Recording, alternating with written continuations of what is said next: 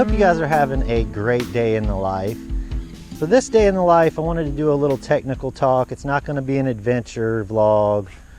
So if you're looking for one of those, tune in tomorrow.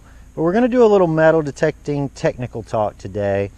And I wanted to discuss a few metal detectors that people had asked about and revisit a test that I had done in a previous day in the life. And that video was entitled VLF versus Pulse Machine Strengths and Weaknesses. And I'll put the link down below if you want to check that video out.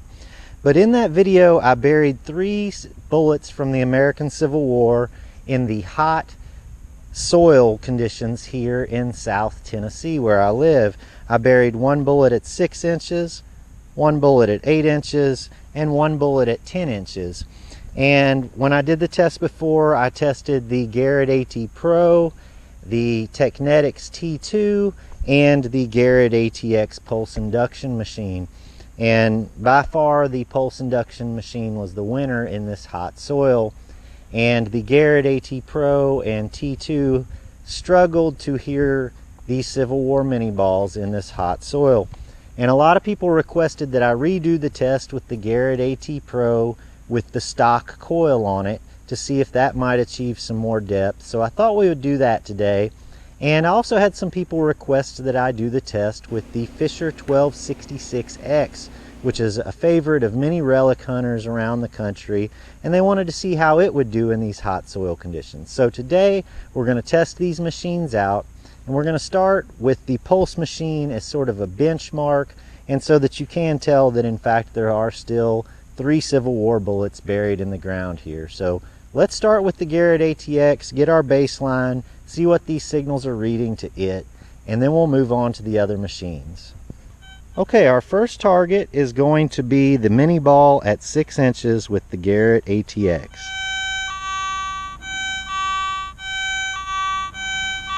Okay, there's very clearly a signal here, and it's ringing loud and clear.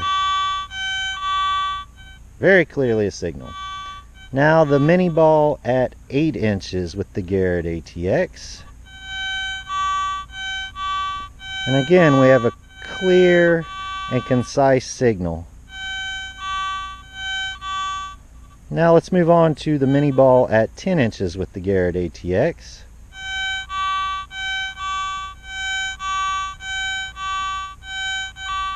And again, that is a very clear and concise signal. Now before I move on, I do want to show you the soil here around these targets, that there are no signals in this soil. So as we test out here, we're not hearing any signals in the ground. And that's going to become important in a minute when we break out these other machines, so that you can hear how that the hot soil conditions affect these other metal detectors. Let's move on to the Garrett AT Pro. So now we have the Garrett AT Pro, and I'm going to set this on Pro 0 with 0 discrimination, and we're going to go ahead and ground balance the machine where I know there are no targets in the ground. We just tested that with the pulse machine, which was properly ground balanced. And now we're going to check this mini ball at 6 inches with the Garrett AT Pro.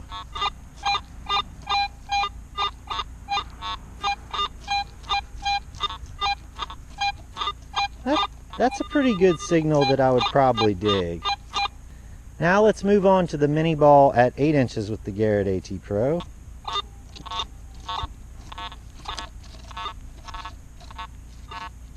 It's not giving us much of a tone. In this direction we get a pretty good tone. But I wouldn't exactly call that a target I would chase down.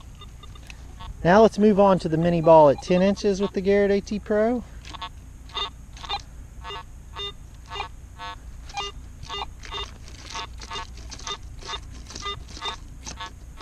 Again, that's not necessarily a tone that I would chase down unless I knew I was in a field with just Civil War relics.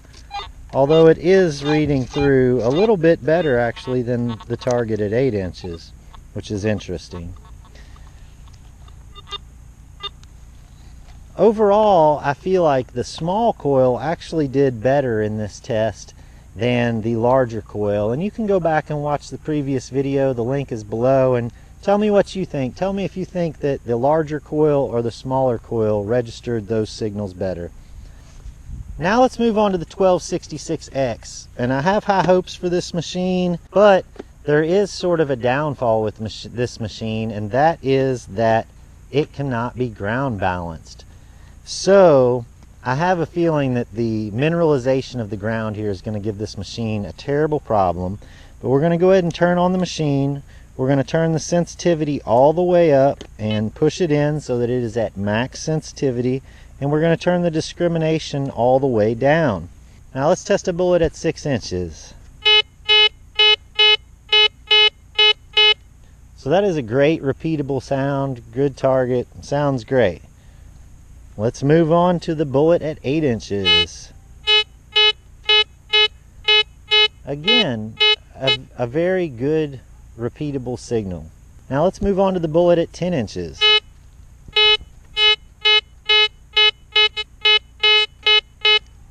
So that was quite a surprise that it was registering so well on all these bullets. But then I started to move the machine around soil where I knew there were no targets, and this is what I encountered.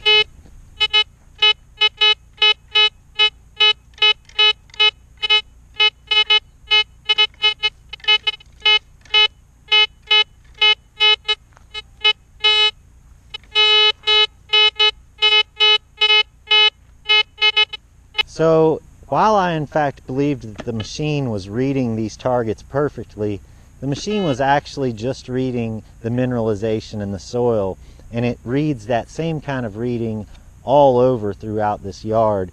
Now I did try cranking the discrimination up on the machine to see if that would help, and when I cranked the discrimination up to 4, the soil disappeared in this test. Now, how do the mini balls do with that discrimination up? At 6 inches, still a great signal. At 8 inches,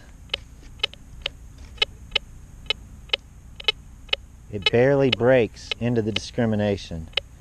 And at 10 inches, pretty much nothing. So I believe that the biggest problem with this 1266X is that it cannot be ground balanced in any way. So obviously the clear winner in these hot soil conditions is going to be a pulse induction machine. If you have to use the Garrett AT Pro, personally I feel like you would do just as well with the small coil as you will with the large coil, depending on the depth of the grass and situations like that.